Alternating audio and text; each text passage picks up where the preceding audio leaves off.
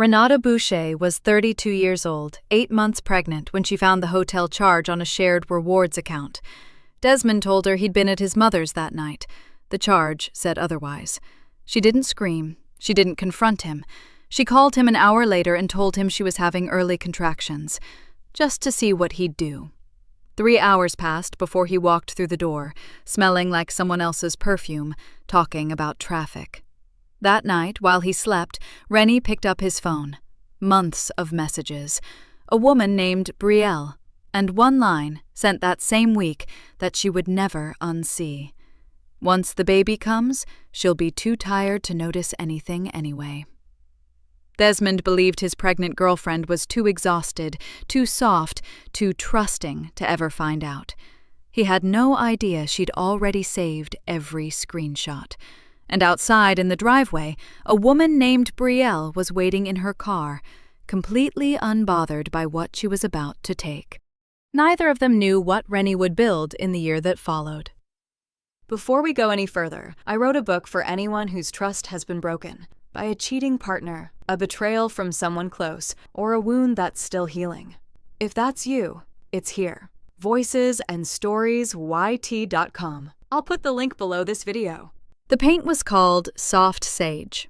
Rennie had spent 45 minutes at the hardware store choosing it, holding the little cardboard strip up against the light, imagining how the color would look at 7 in the morning when the sun came through the east window.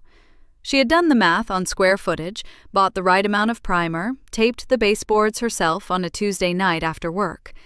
That was just how she did things.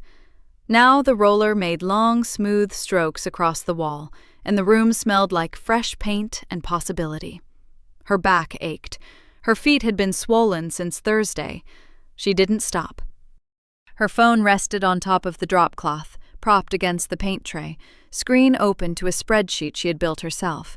Every household expense color-coded by category. Mortgage in blue, utilities in green, groceries in yellow. She checked it between strokes the way some people check the weather, automatically, constantly, just to be sure. She was 8 months pregnant and still the most organized person in any room she walked into. Her title at Hartwell Logistics was Senior Project Manager, which meant she spent her days coordinating things other people forgot to coordinate. Shipment timelines, vendor contracts, the kind of cascading details that collapsed into expensive disasters if nobody held the thread. She was good at it because she had always been good at it, at holding threads, at keeping things from collapsing, at being the steady one in the room. She had been doing the same thing at home for 6 years. It had started so naturally she hadn't even noticed. Desmond was charming and warm and easy to be around, and the first time he'd laughed and said, "Babe, I have no idea what any of these numbers mean. You're so much better at this stuff." She had felt something close to pride. She was useful. She was the kind of partner who made things run smoothly. There was dignity in that. So she handled the mortgage application when they moved into the condo. Her down payment, her credit score, her paperwork. She tracked the joint account, paid the bills on time, planned the vacations, remembered the appointments. Desmond brought the energy.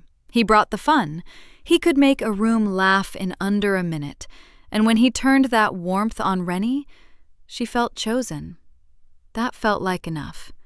For a long time, it felt like more than enough.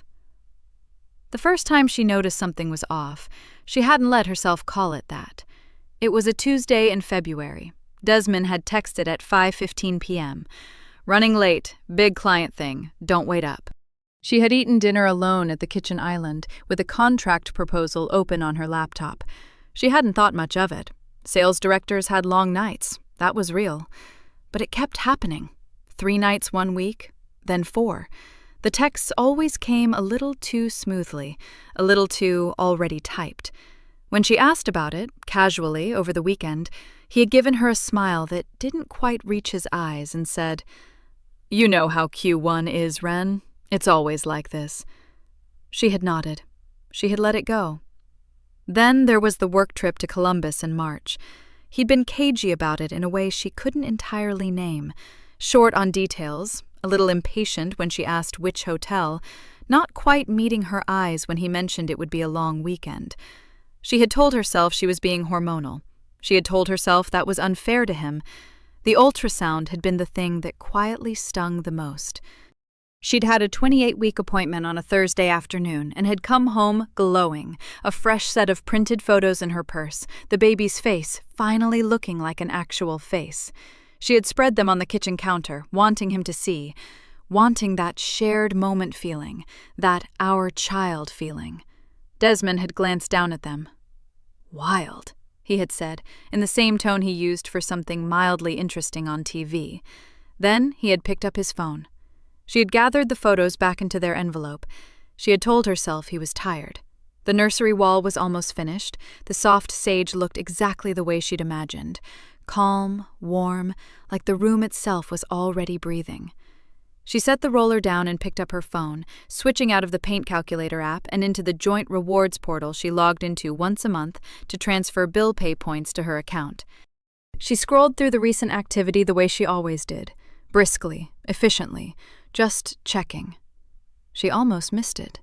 A hotel charge. The Grand Meridian, billed on a Saturday night in March. She stood very still. She knew that date.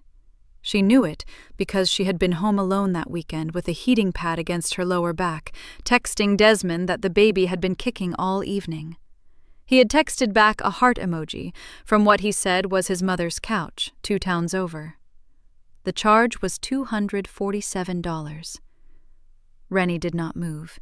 She just looked at the number on her screen, and the date beside it, and the name of the hotel, and she felt something settle in her chest, like a stone dropping through water, quiet and heavy and very, very still. Rennie didn't scream. She didn't cry. She didn't throw the phone across the freshly painted room. She sat down on the drop cloth, crossed her legs as best she could with her belly in the way, and opened her Notes app.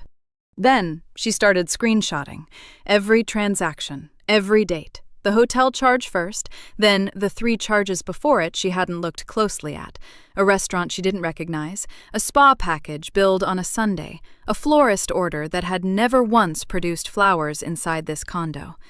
She labeled each screenshot in the Notes app with the date and the amount. Neat, organized, the way she did everything. Her hands were steady. That surprised some part of her, but a deeper part of her, the part that had been holding threads for 6 years, wasn't surprised at all. She gave herself 10 minutes. Then she called Desmond. He picked up on the 3rd ring. "Hey, babe." Easy, warm, the voice he used when he had nothing to hide, or wanted to sound like it. "I need you to come home." She kept her voice flat and calm. "I've been having contractions. They started about an hour ago." A pause, short, but she caught it. "Contractions? Are they... how far apart?" "Far enough that I'm not at the hospital yet. Close enough that I don't want to be alone." She let that sit. "I need you here, Des." "Okay. Yeah, of course." Another pause, longer this time. I'm in the middle of wrapping up this meeting. It ran over. You know how Hartfield gets when you walk out mid-presentation." "Desmond." She said his name the way she said a number that didn't add up. "I'm 8 months pregnant, and I'm telling you I'm having contractions." I know. I'm leaving. Just give me, 20 minutes to get clear of this, okay? I don't want to leave Hartfield hanging. It's a big account." She said, "Okay," and she hung up. He arrived 3 hours later. She heard his key in the lock at 9:47 p.m. She was sitting at the kitchen island with a glass of water and her phone face down in front of her. The contractions, of course, had stopped, because they had never started. She had been perfectly fine all evening. He came in carrying his jacket over his arm instead of wearing it. His hair was slightly different than it had been that morning, and underneath the faint smell of the cold outside air, there was something else. Something light and floral that was absolutely not her perfume, because she didn't own anything that smelled like that. "Traffic was a nightmare," he said, setting his keys on the counter. "That construction on the bypass, it backed everything up for miles." He looked at her stomach first, then her face. "How are you feeling? Contractions stopped?" "They did," she said. He exhaled like he'd been holding his breath. "Good. That's good. Braxton Hicks, probably. You should still call Dr. Amara tomorrow just to check in." He moved to the fridge, opened it, looked inside without seeing anything. "You eat?" "I did." "Good." He closed the fridge. "I'm going to shower. Long day." "Sure," she said. She watched him walk down the hall. She listened to the shower turn on. She sat with her water and the silence, and she didn't feel rage. Not yet. What she felt was something colder and more useful than rage. She felt absolutely certain. He left his phone on the nightstand. He always did. He was careless about it in the way people are careless about things they think are safe. She waited until his breathing had slowed and steadied into sleep. Then she reached over and she picked it up. And the screen opened without a passcode because they had agreed a long time ago that they wouldn't have secrets. She found the messages without much trouble. The name at the top of a long thread surfaced by frequency. Brielle Voss. She scrolled up. Weeks back, then months. They were careful about some things, nothing too explicit right up front, just the shape of something ongoing. "Can't wait to see you," and "last night was exactly what I needed," and "miss you already." Hotel names she now recognized from the joint rewards account, dates that matched.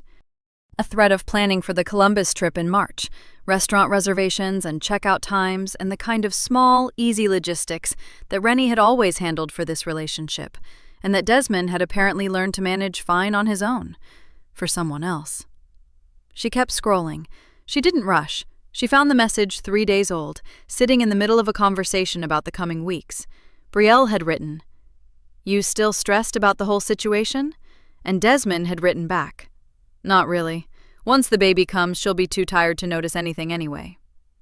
Rennie read it once. Then she read it again, slowly, the way you read something when you want to be absolutely sure you've understood every word correctly. She set the phone back on the nightstand exactly where she'd found it. Then she sat in the dark with her hands folded over her stomach, and outside the window the night stayed quiet, and slowly, the first pale line of morning light began to come in through the blinds. The coffee was ready by 6 a.m. Rennie had made it the same way she made it every morning. 2 scoops, 4 cups of water, the timer set so it would finish brewing before she needed to sit down. Her back had been aching since around 3 a.m., the low, steady kind that came with the weight of being this far along. She didn't mind it. It gave her something concrete to focus on while she waited. She had emailed herself every screenshot before midnight. Then she'd backed them up to her cloud storage, organized into a folder she labeled simply December. Then she'd sat in the kitchen and watched the city outside go from black to gray to pale yellow while Desmond slept in the bedroom down the hall, undisturbed.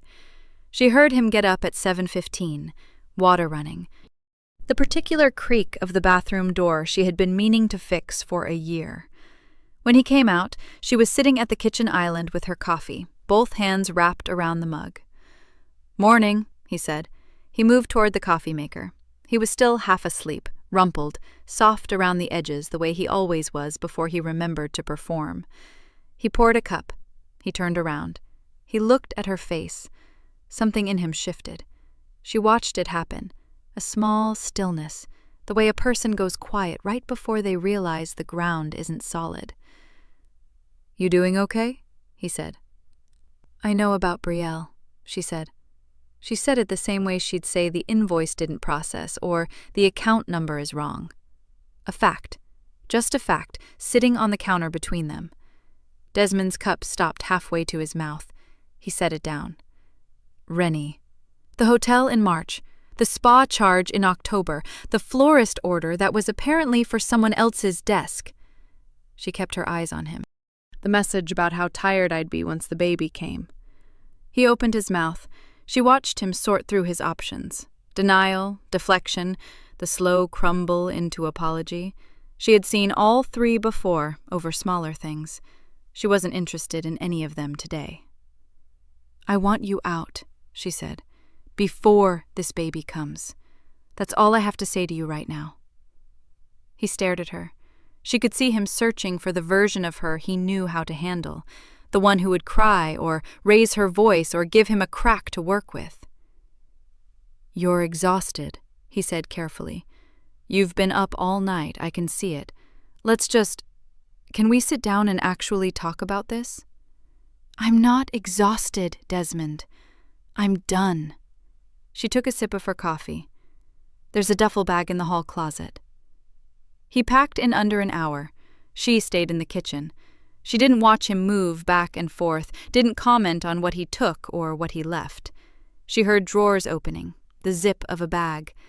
A long pause that might have been him standing in the nursery doorway, though she didn't know for certain, and she found she didn't need to. When he came back down the hall, the bag was over his shoulder and his jacket was on. He stopped at the edge of the kitchen. "This isn't—" He stopped, started again. "I do want to be there, when the baby comes.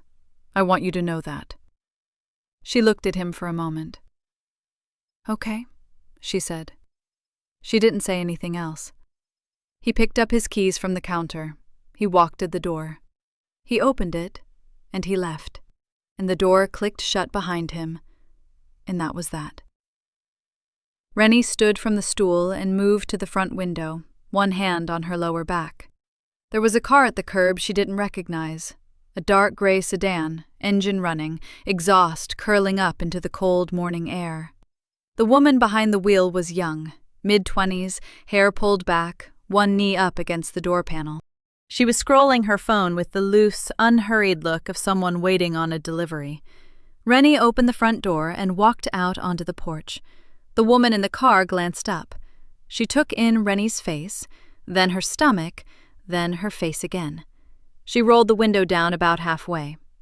"I'm not here to cause drama," Brielle said. Her voice was even, almost bored. "Whatever he did or didn't do, that's between you two. I'm not here to fix his mess." She said it without a flinch.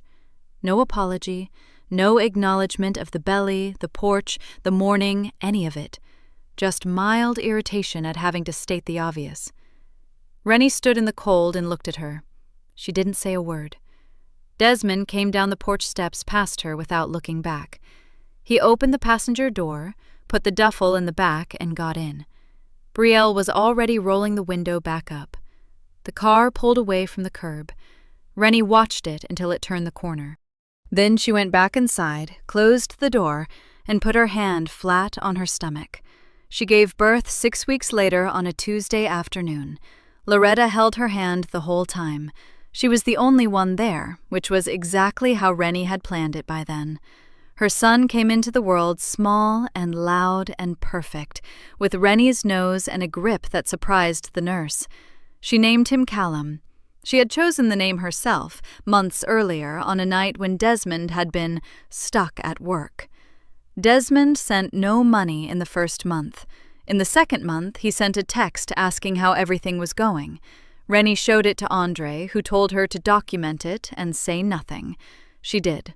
By month 3, she had taken on her first freelance consulting client through a former colleague. By month 5, she had 4. By month 7, she had turned the second bedroom, the one she had briefly considered as a home office before deciding on the nursery, into a real workspace, with a proper desk and 2 monitors and a whiteboard she filled and erased and filled again. She worked while Callum napped. She worked after he went to sleep at night. She was tired in the specific, clean way that comes from building something, and it felt nothing like the tired Desmond had described so casually in that message. Callum was 12 months old on the day Desmond came back. It was a Saturday. Rennie had just gotten him down from his high chair after breakfast and had him propped on her hip, his small fist wrapped in the collar of her shirt, when the knock came. She opened the door. Desmond stood on the porch. He looked thinner than she remembered.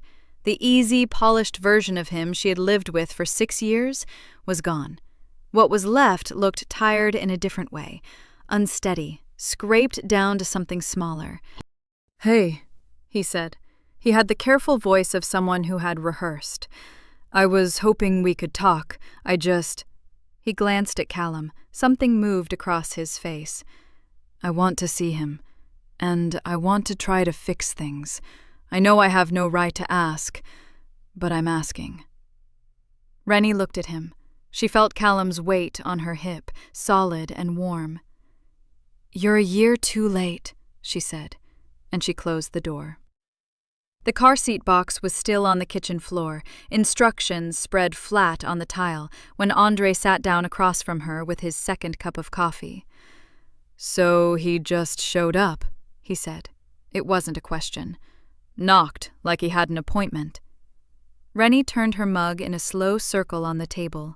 Callum was in the living room, working on a board book with great seriousness, flipping pages he couldn't read yet. "He said he wanted to fix things." Andre looked at her over the rim of his cup. He had the kind of face that didn't rush. Patient, still, like he was always willing to wait for the rest of the sentence. "What did you say?" "I told him he was a year too late, and I shut the door." He nodded slowly. "Good." "He looked bad," she said. She said it without satisfaction, and without pity either. Just an observation, a fact on the counter. "Thinner. The shine was gone." "Yeah." Andre set his cup down. He laced his fingers on the table and looked at her carefully. "About that." She looked up. "I've got some contacts, family law side of things, but they talk to people who talk to people." He paused. "There's a review happening at Desmond's company. Internal. Expense irregularities going back, looks like over a year, maybe longer." The room was quiet except for the soft thump of Callum turning a cardboard page. "Irregularities," Rennie repeated. "Company card charges that don't line up with any client accounts or business travel. Someone flagged it a few months back. It's been sitting in compliance." She was quiet for a moment. She thought about the spa charge, the florist order, the hotel in March. "Brielle?" she said. "Her name's come up in the same inquiry." He said it simply, no drama behind it. "I don't have the details, but both of them are in it." Rennie sat back. She felt something move through her. Not satisfaction, not quite. Something more like a cold clarity. The pieces of a pattern she had suspected, but never fully seen. "He came back because he's scared," she said. "That's what it looks like from where I'm standing." She shook her head. Not angry, just clear-eyed. "He wasn't at my door because he missed Callum. He was at my door because the floor is falling out." "Probably." Andre picked up the instruction sheet from the car seat box and looked it over briefly, then set it back down. "I'm not telling you this to pull you back into his orbit. I'm telling you because you need to know what you might be walking toward." She appreciated that.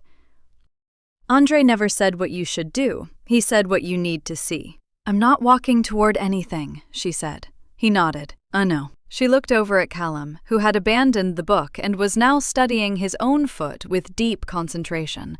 Something in her chest settled. "I'll keep my eyes open," she said. "That's all." Andre left around noon with the car seat installed, a plate of leftover rice and beans Rennie had insisted on sending with him, and a reminder to text if anything else came in from his contacts. She was at her desk by 1, a client report open on her left monitor and Callum's baby monitor on the right, when her phone rang. Tasha. She picked up on the second ring. "Hey." "Hey." Her sister's voice had a particular quality to it that Rennie knew well. Not alarmed, exactly.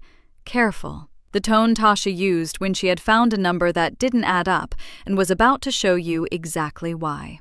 "You got a minute?" "Yeah, what's up?"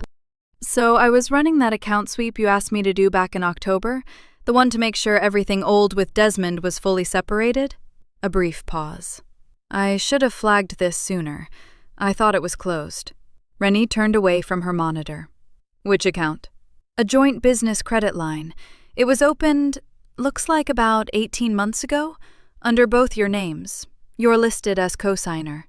The back of Rennie's neck went cold. I never signed anything for a business credit line, she said. Her voice was steady. She made it steady. I know, Tasha said. That's why I'm calling. Give me 2 seconds. I'm going to share my screen. The video call opened. Tasha's face appeared in the corner, her reading glasses on, her desk visible behind her. Tidy in the organized way of someone who dealt with paperwork all day and had stopped finding disorder acceptable. She tapped something and the screen shifted to a document, a credit account, both names across the top. Rennie's name second, listed clearly as co-signer. The opening date was 18 months ago. Right in the middle of it all. The balance on the right side of the screen was not small. Rennie stared at the number. She didn't speak. Rennie, Tasha said. Her voice was quiet. As far as any creditor is concerned, you're on the hook for all of this.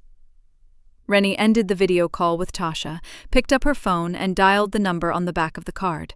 The bank's customer service line rang twice before a woman answered with a practiced cheerfulness that felt wrong for the moment.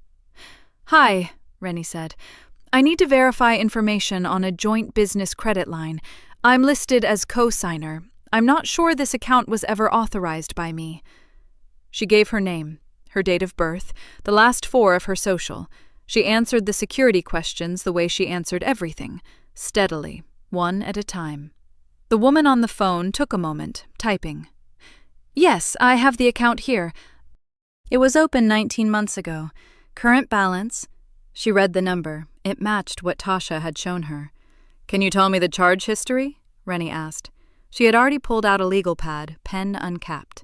The woman listed them off. Hotels, car rentals, restaurants in cities Rennie had never been to, a spa charge in New Orleans, another hotel in Savannah, airline baggage fees on a flight to Tampa. Rennie wrote down every date. Her hand didn't shake. She made sure of that. 3 of the hotel charges landed on dates she recognized. The weekend in March when Desmond said his sales team was doing a regional retreat. The long weekend in October she remembered because she had been alone assembling a bookshelf, 34 weeks pregnant, and he had called her once from what he said was a work dinner that ran late. She had believed him. She had noted that the restaurant noise in the background sounded more like a hotel bar, and she had filed that observation in the part of her mind she used for things she wasn't ready to look at yet. She thanked the woman on the phone. She hung up. She sat with the legal pad in front of her and looked at the list of dates and charges in her own neat handwriting, and she let herself feel the full size of it for exactly 1 minute. Then she flipped to a fresh page and wrote, Desmond, contact log at the top. He started texting the next morning. Just want to see Callum, that's all I'm asking. Then 2 hours later, I know things are complicated, but he deserves to know his dad. Then that evening, a voice message. She listened to it once, expressionless, then wrote down the time and the content in the log. His tone was soft, careful, the voice of a man performing reasonableness for an audience he imagined was watching. She did not respond. By the 4th day, Marcus from their old couple's friend group texted her out of nowhere asking how she was doing, and in the same message mentioned that Desmond had mentioned he was having trouble getting time with his son. She recognized the shape of it immediately. Desmond was laying groundwork, building a story where she was the obstacle and he was the patient, willing father being kept away. She wrote Marcus's text down in the log too. Time received, content, noted as third-party contact. She kept every screenshot, every voicemail timestamp. She built the log the same way she managed projects at work, without emotion, without rushing, with absolute attention to what could be proven. Andre called on a Thursday evening, and she could tell from his first sentence that he had found something. The expense review at his company? He said. Turns out it wasn't only the corporate card. She waited. He applied for a refinancing on a personal loan about 4 months ago. Came back in the documents my contact pulled from a creditor report. A pause. He listed your name as a co-applicant and your old joint address. The legal pad was already in front of her. He didn't contact me about any refinancing, she said. No, he used the old address to make the application look more stable. His income alone wasn't going to pass underwriting after the demotion. He was demoted? About 6 months ago. Looks like the affair became office gossip before the formal review caught up with it. A few accounts were reassigned, his title changed. Andre's voice was measured, careful. The refinancing application used your name to shore up the picture, give it some weight it didn't have on its own. She wrote it all down. Refinancing application, my name, old joint address, without my knowledge or consent. She looked at that sentence for a moment. Then she looked at the credit line page, still open in her browser. Then at the contact log, with its neat rows of dates and messages. This wasn't a man scrambling to reconnect with his son. This was a man who had been quietly using her name, her credit history, her address, the life she had built, as scaffolding to hold up a version of himself that no longer existed. She picked up her phone and forwarded the refinancing documents Andre had just sent to her email. She looked at them on the small screen. Her name, typed there by someone else's hand, attached to a debt she had never agreed to carry. She typed back to Andre.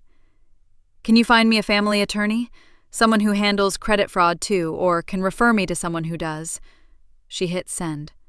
The attorney's name was Patricia Osei Mensah, and her office was on the 4th floor of a building downtown that smelled like carpet cleaner and old coffee. Rennie arrived 7 minutes early. She sat in the waiting area with her folder on her lap, printed screenshots, the legal pad, the bank call notes written in her own hand, the refinancing documents Andre had pulled. Everything organized by date, everything labeled.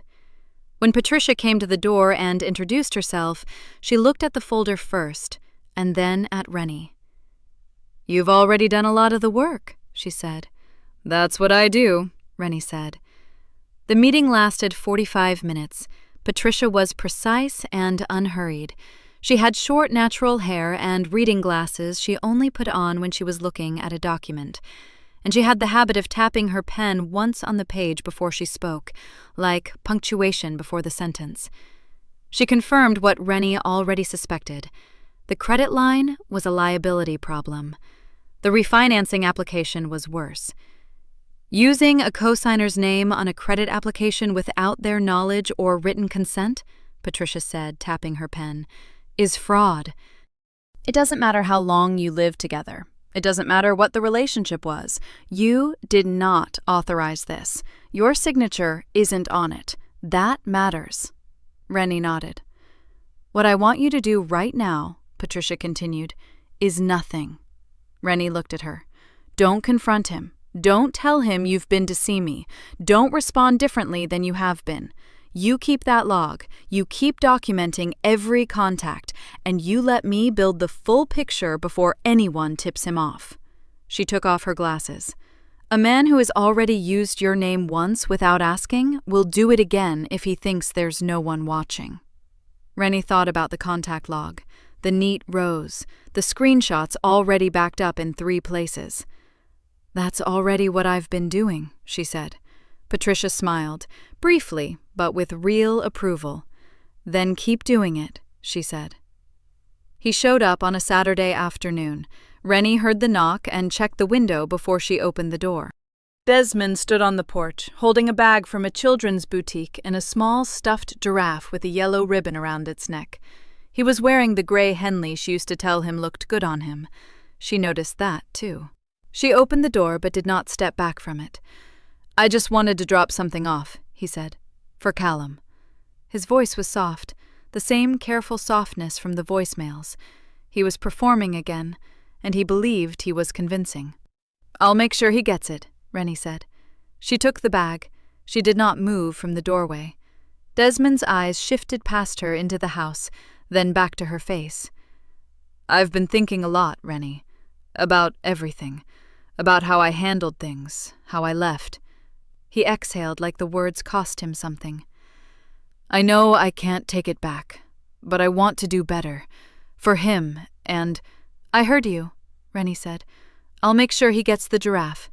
She stepped back. She closed the door. She stood in her hallway for a moment, listening to his footsteps move off the porch, and then she carried the bag to the kitchen counter and wrote it down. Date, time, items delivered, statement made. She took a photo of the receipt still inside the boutique bag. The stuffed giraffe sat on the counter looking soft and harmless. She did not let it mean anything. Her mother called on a Sunday night, 3 days after that. Loretta Boucher did not start phone calls with small talk. "I ran into Brielle Voss's mother at the fundraiser tonight," she said. "Shirley Voss? We were on the same table for dinner." Rennie sat up straighter. "She brought up Brielle herself, said she was going through a hard time. I didn't push, I just listened." Loretta paused. "Turns out, the girl is pregnant." The kitchen felt very quiet. "She say who?" "Not Desmond." Loretta's voice was flat, certain. "Not the man at her job she'd been seeing either. Some other man entirely. Someone Brielle started seeing after she already decided she was done with Desmond. Months ago, apparently. Shirley didn't seem to know much about him." Another pause. "She seemed embarrassed. She didn't say it straight out, but I know how to listen between what people say." Rennie didn't speak for a moment. "So Brielle was already gone," she finally said. "Long before he knew it," Loretta said. "That man didn't come to your door because he missed you. He didn't come because he wanted to be a father. He came because he could feel it happening to him, and he didn't like how it felt." Rennie looked at the contact log on the kitchen table. The rows of dates, Desmond's soft voicemails, the boutique bag, the stuffed giraffe.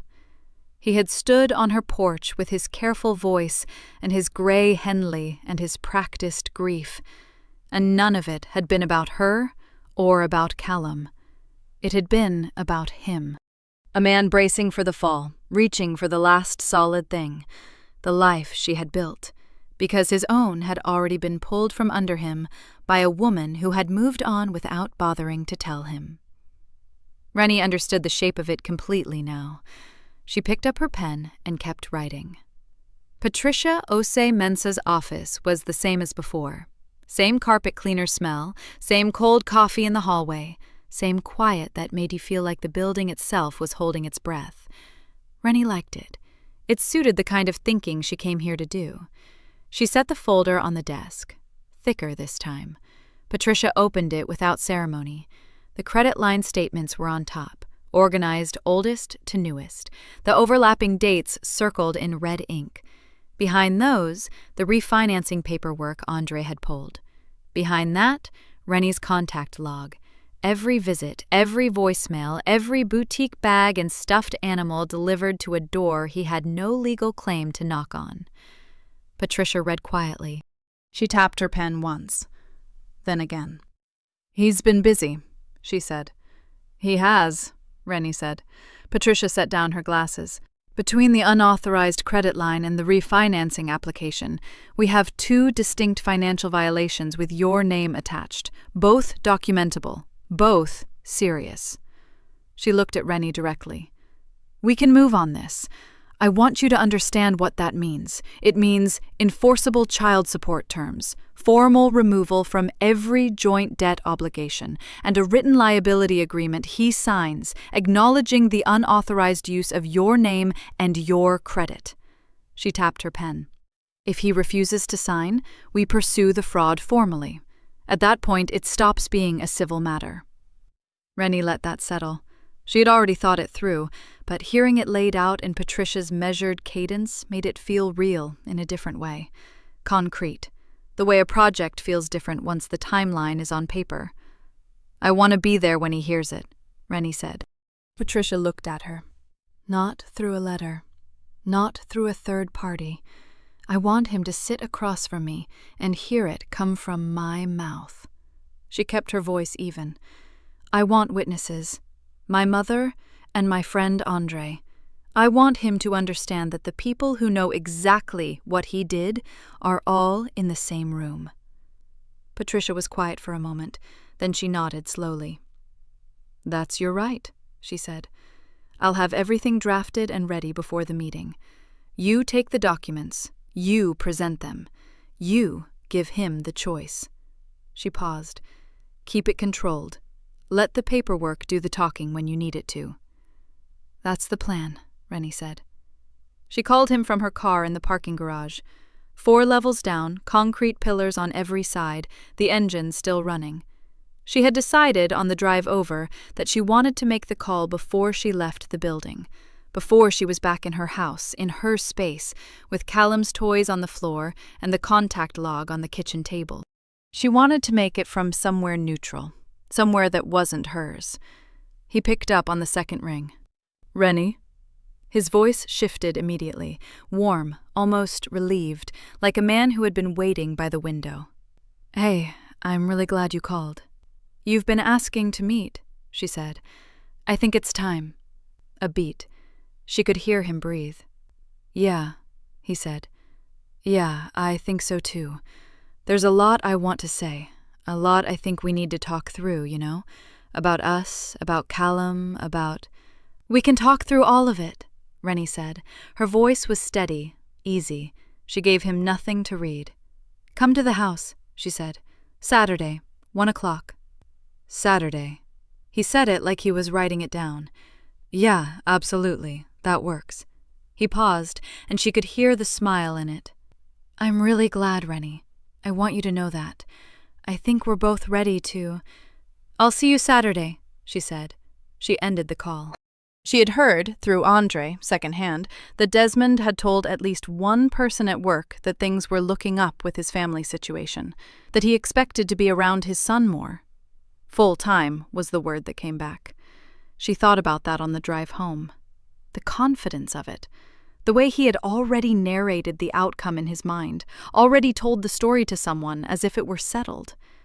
She had been a project he assumed he could restart simply by showing up with the right expression. 6 years of watching her stay steady had taught him the wrong thing entirely. He had mistaken her patience for permanence, her composure for approval, always just one apology away from being given back what he walked out on. Saturday would correct that misunderstanding. She pulled into the driveway and sat for a moment. Then she picked up her phone and called Andre. "Saturday," she said when he answered. 1 o'clock. I need you here." "I'll be there," he said. No questions, no fanfare. Just that. She called her mother next. Loretta picked up before the second ring. "Tell me when," she said. "Saturday, 1. "I'll bring lunch," Loretta said. "You won't have time to cook." Rennie almost smiled. "I wasn't planning to," she said. She went inside. She picked up Callum from his playmat, held him against her shoulder, and looked at the contact log on the kitchen table one last time. Then she closed the folder. She didn't need to add anything else. He knocked at exactly 1 o'clock. Rennie had expected that. Desmond was always on time when he wanted something. She opened the door and stepped back to let him in. He came through looking polished. Fresh haircut, clean jacket, the kind of careful that said he'd thought about this moment in the mirror. He was smiling, soft, tentative, the smile of a man who had rehearsed sincerity. Then he saw the living room. Andre was seated in the armchair to the left, forearms resting on his knees, expression neutral. Loretta was on the couch with a glass of water in her hand and her eyes already on Desmond, the way a woman watches something she's seen before and has no patience for this time around. Desmond's smile didn't disappear. It just went thin. "Oh," he said. "I didn't know."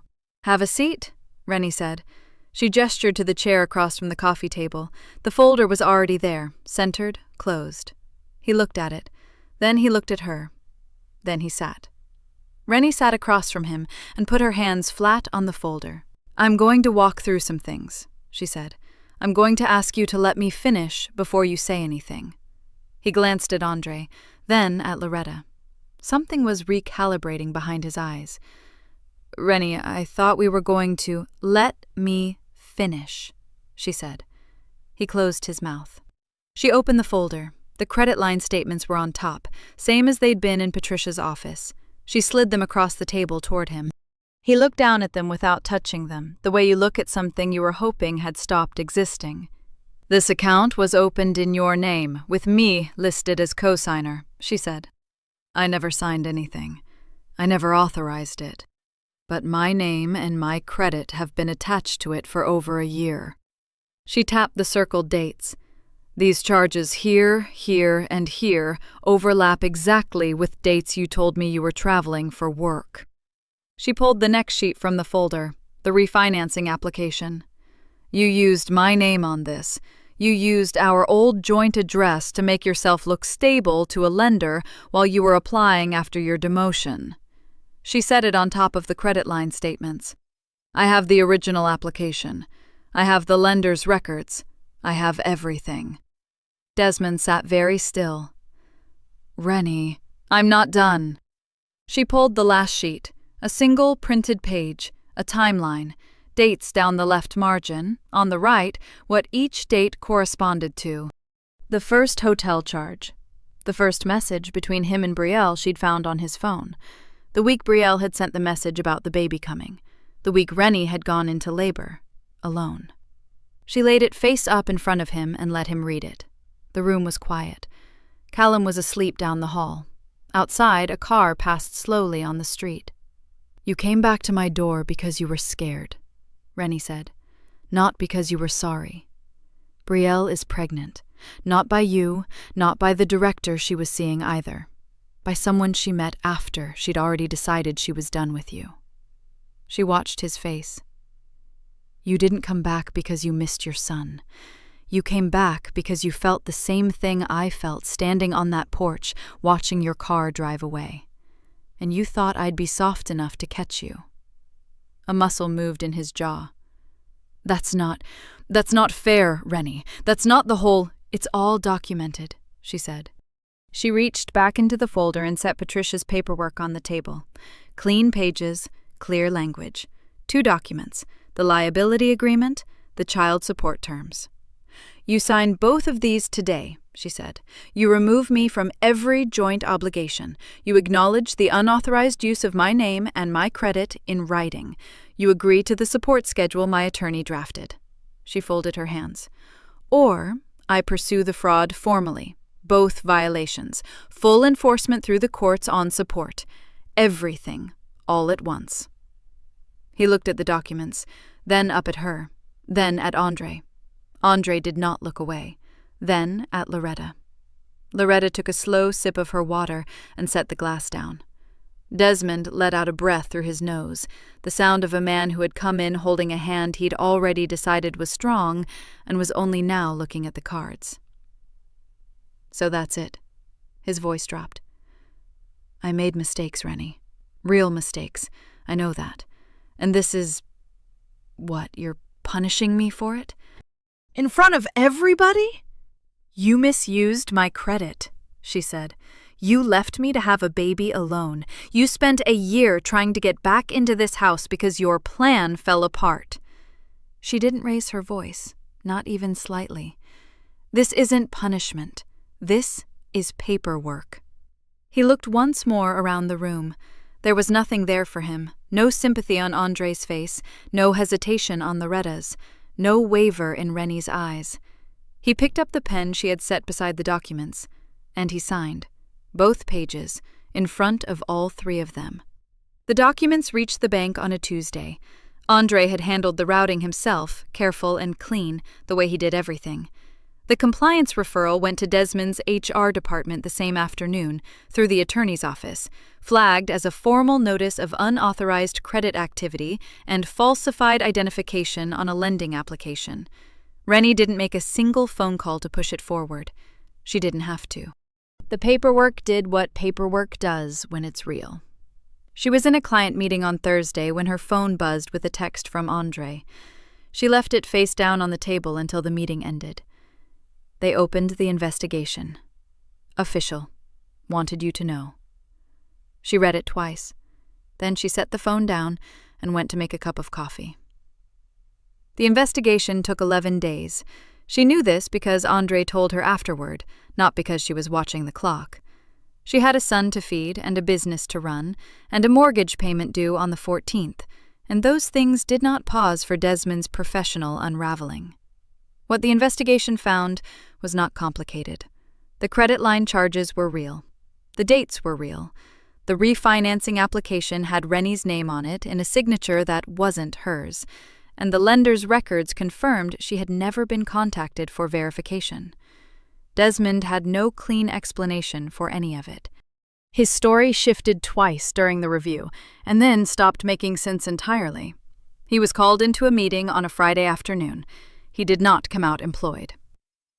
Andre heard through a contact at a firm 2 floors above Desmond's former company. He relayed it to Rennie the same evening, simply, without theater. "He's out," Andre said.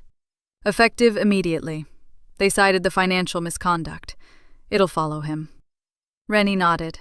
She was folding laundry on the couch, Callum asleep in the other room. She kept folding.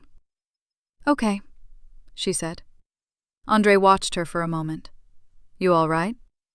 "Yeah," she said. "I am." Brielle's name had surfaced 3 days into the investigation. Rennie learned this part in pieces, the way the whole story had come to her, not all at once, but steadily, one confirmed detail at a time. What the compliance review found was that several of the business expense charges Desmond had run through the credit line had been submitted through internal systems he shouldn't have been able to access alone. Someone with junior associate credentials had helped route them. Someone who knew the approval workflow well enough to make the charges look ordinary on paper. That someone was Brielle. The company didn't make noise about it. They never do when it's contained. A quiet meeting, a brief HR conversation. A separation agreement with language that said very little but implied everything.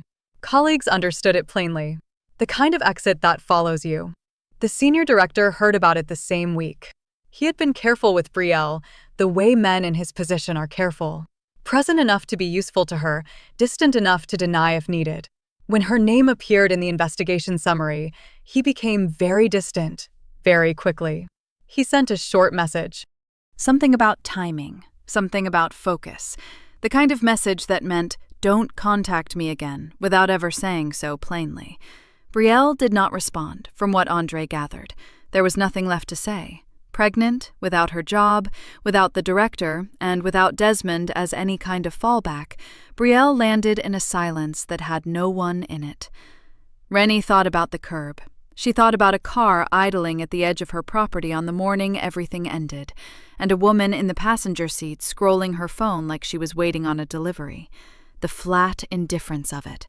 The way Brielle had looked at Rennie's belly and felt nothing, or if she felt something, decided it wasn't worth adjusting her expression for. "This isn't my problem to fix." That's what she had said. Like Rennie's life was a small administrative issue that didn't apply to her. Like the man getting into her car and the baby he was leaving behind were just details in a situation she hadn't caused and didn't need to account for. Rennie hadn't forgotten those words. She hadn't needed to. They had simply stayed, the way certain things do, pressed flat inside her like a receipt you find in an old coat pocket. And now, Brielle was sitting somewhere in the same quiet that Rennie had once stood inside, the same lack of anyone showing up, the same realization that the people who were supposed to be there had already decided she wasn't worth the inconvenience. The same curb, essentially, just a different address. Andre called on a Sunday evening to make sure Rennie had the full picture. She was in the kitchen, Callum on her hip, one hand stirring something on the stove. "That's everything," Andre said. "Both of them. Thought you'd want to know it's settled." Rennie turned the burner down. She didn't feel the urge to cheer. She didn't feel the sting of old anger either. What she felt was quieter than either of those things, a settled, even pressure somewhere in her chest, the sensation of a door closing on its own, without being forced. The truth had surfaced. It had done what it always does when someone finally stops standing on top of it. That was enough. 1 year. That's what it looked like now. A year of early mornings and late invoices and a baby who had grown into a boy with opinions about his socks. Rennie stood in the hallway of her home and looked at it the way you look at something you built with your hands. Not with pride exactly, with recognition. This was hers. The floors, the light coming through the south window, the small dent in the baseboard where she'd bumped a moving dolly too hard on a Tuesday she barely remembered. All of it. Hers. The last of the joint debt had cleared 6 weeks ago. Andre had texted her a single line when it posted. Clean slate. Officially. She had saved the text. Then she had gone and made breakfast. Callum was in the living room. He had been pulling himself up on the edge of the coffee table for 2 weeks now, rocking forward on his heels, considering the distance between the table and her knees like it was a problem he was working out the math on. She had watched him do it a dozen times. He would get almost there, then sit down hard and look at her with an expression that was entirely untroubled by the failure. He had his father's cheekbones. She had made her peace with that. Today, something was different. He gripped the edge of the table, rocked once, twice, and then let go. He stood on his own for a full 3 seconds, swaying, arms out like small wings, face absolutely serious with concentration. Then he took a step. Then another. Rennie went very still. He was crossing the floor on his own, moving toward her in a wobbling, determined line. 4 steps, 5, his whole body committed to the idea, even as it tilted and corrected and tilted again. She crouched down without thinking, both arms open. The firm had a name on the door now. Boucher Consulting Group. Small block letters on a frosted glass panel. A sublease on the 3rd floor of a building downtown. 3 full clients and 2 more in proposal stage. She had started it on a laptop at her kitchen table during maternity leave, during the long, quiet hours when Callum slept and the house was still, and she had needed something to pour herself into that wasn't grief. It had grown the way patient things grow, slowly at first, then in a way she couldn't ignore. She had hired her first contractor 8 months ago, a second one last month. She had a business account, a logo she liked, and a standing Tuesday meeting with clients who paid on time because the contract said they had to, and she'd written the contract herself. Desmond had heard about it, she knew. Mutual people mentioned things the way they always do. She didn't know what he'd said about it. She found she didn't particularly need to. He called on the 1st and 3rd Saturdays of every month to arrange pickup. That was the schedule. Her attorney had drafted it. Desmond had signed it. He came at 10 and had Callum back by 4, and Rennie had stopped watching the clock by month 3 because he was always on time now. Not out of dedication, out of the specific compliance of a man who understood that the terms were not negotiable, and the person holding them accountable would not be moved by a charming explanation. He was living with his mother again. She knew this the same way she knew most things now, steadily, without seeking it out. He had taken a sales job at a smaller company, a clear step down. He drove a different car. He looked, from what Rennie could tell on the 2 minutes she spent at the door during exchanges, like a man who had stopped expecting things to come easily and hadn't yet figured out what came next. She didn't spend much time thinking about him. He was Callum's father, and she would honor that. He was nothing else to her, and that clarity was the most restful thing she had ever felt. Andre came to dinner on Thursdays. Nothing formal. He'd show up with something from the Thai place 2 blocks from his office, or she'd cook and he'd sit at the counter and talk while she did it, and Callum would crawl across the kitchen floor between them, demanding attention from anyone who would give it. It was the same as it had always been. Steady, easy. The kind of friendship that doesn't require maintenance because it was built right the first time. She thought sometimes, in the quiet after Callum was asleep and Andre had gone home and the house was still, about the version of herself who had been painting this nursery 2 years ago. The woman who had made herself small and reasonable and easy to love for 6 years, absorbing everything Desmond didn't want to carry, telling herself that patience was the same thing as peace. She had been patient, that part was true, but it was never peace she was building. She understood that now. She had been sharpening something the entire time, quietly, without knowing it, and then, slowly, knowing it exactly. Every screenshot she didn't show him, every document she filed, every morning she got up and ran her business and raised her son and refused to collapse the way both of them had counted on her to. Desmond had mistaken her calm for exhaustion. Brielle had mistaken her silence for surrender. They had both been wrong about what they were looking at. Callum reached her on step 7.